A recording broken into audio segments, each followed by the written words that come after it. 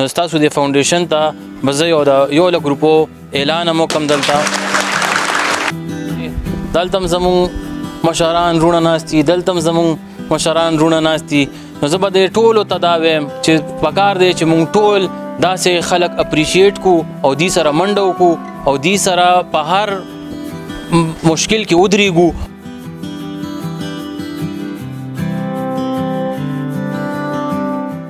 یاره ستاسو به سولر سیسټم کېږي، د ستاسو د بجلی سیسټم کېږي او د ستاسو چې څومره ستونزې دي موږ به هغه ستونزې ستاسو ختمو. تر اوسه پورې هغه پته نه لګي. نو یو کار چې نشي کولی مهرباني وکړئ دا وعدې هسې بېسه مه کوئ. په دې معاشرې کې ټول نه زیات ضرورت د خیال او د خدمت دې خلکو ته دی او دا کاشف یې کوي. نو زه خو کاشف ته سلام پیش کوم.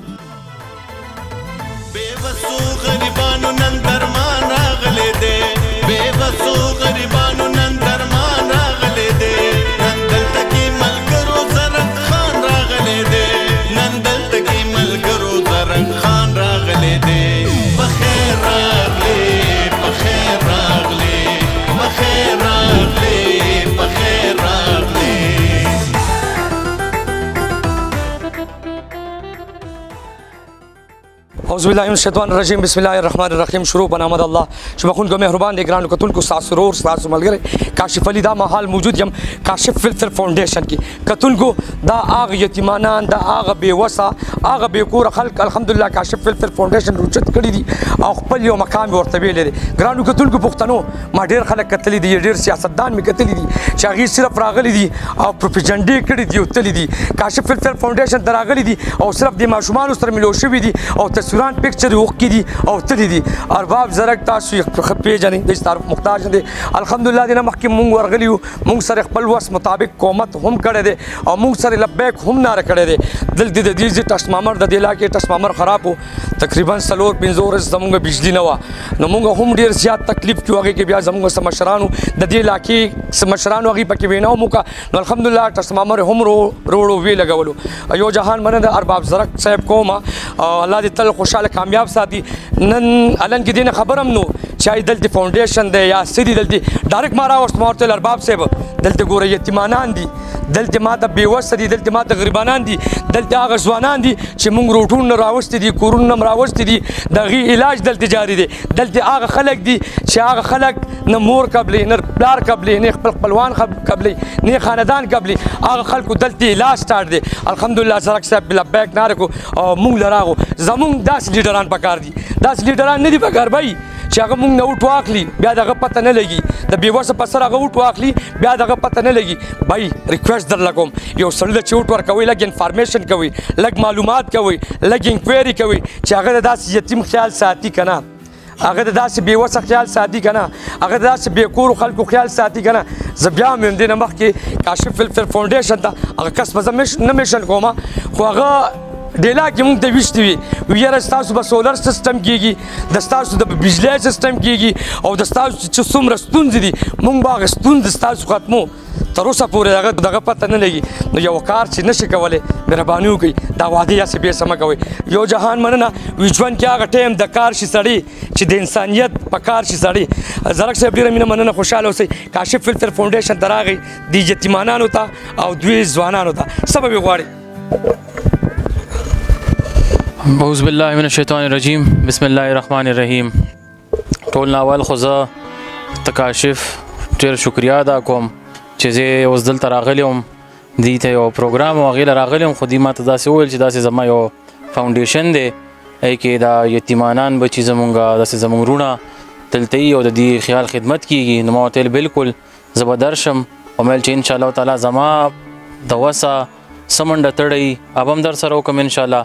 او زه نن دا ما دپاره یو زه یم ډېره یو د خوشحالۍ خبر هم ده، ډېره یو د فخر خبر هم ده چې داسې زمونږ یو ورور دلته داسې یو فاونډیشن چلوي چې کوم کې زمونږ یتیمانان زمونږ وروڼه د دې ټولو خیال کېږي، خدمت کېږي. هغه خلک چې کوم زما په خیال په دې معاشرې کې ټول نه زیات ضرورت د خیال او د خدمت دې خلکو ته دی او دا کاشف یې کوي.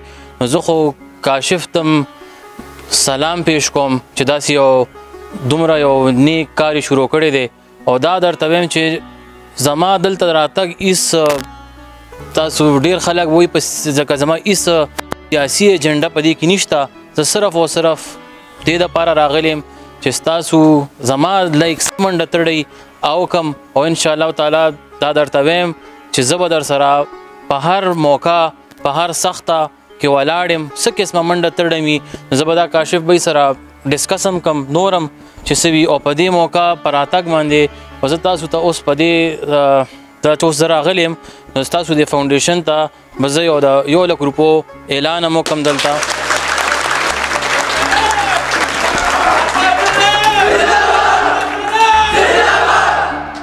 زما رونو زه غواړم چې نور هم داسې دلته هم زمونږ مشران رونه ناست دي دلته هم زمونږ مشران رونه ناست دي نو زه به د ټولو ته دا وایم دا چینل ما ته پته ده چې ډېر خلک یې ګوري ډېر خلک به اوري. زه په دې خاص طور په دې خپل خلیلنامه کې ټولو هلکانو ته د یوت ته زما رونو ته دا وایم چې پکار دی چې مونږ ټول داسې خلک اپریشیټ کړو او دې سره منډه وکړو او دې سره په هر مشکل کې ودرېږو او نور هلکانو ته هم زه دا وایم چې دا مونږ وګورو دینه دې سره کینو چې دا څنګه دی چلی نو دا مونږ په نورو کلو کې په نورو ځایونو کې هم دې سره یو ځای داسې سنټر یې سټارټ کړو نو دا به زمونږ دپاره ډېره یو ښه خبره وي. بله ما دې ته دا خبره کوله چې خاص طور باندې زمونږ دلته د نوجوانانو کې یو بله ما اوس یو وبا خوره شوې ده ایس والا نو ما زه دې ته خاص ریکویسټ کوم چې په هغې باندې کار وکړي او څه قسمه زمانه پای کې منډه تړئ. زه په خپل هم دا کوشش کوم چې زه نور هم داسې فاونډیشنونو والا سره خبره کوم چې زمونږ په دې خلیلو کې ورسره یو څو ځایه سینټرې جوړې کړو چې کم کې د ایس کم زمونږ رونه په دې وبا په دې ګند راوړېدلي دي نو چې د هغې ریهابلیټیشن دپاره مونږ سینټرې جوړې کړو نو انشاءالله تعالی زه در سره یم او انشاءالله تعالی روان به یو انشاءالله نور به هم لوی یو بل ځایونو ته به هم وځو. ډېره مهرباني چې ستاسو والسلام.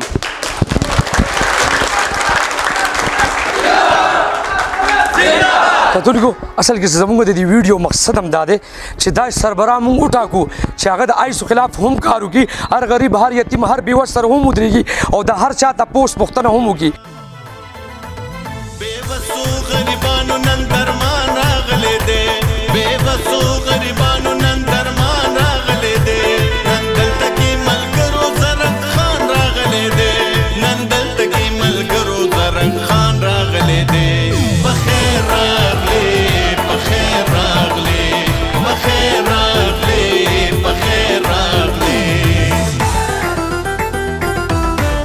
Thank you.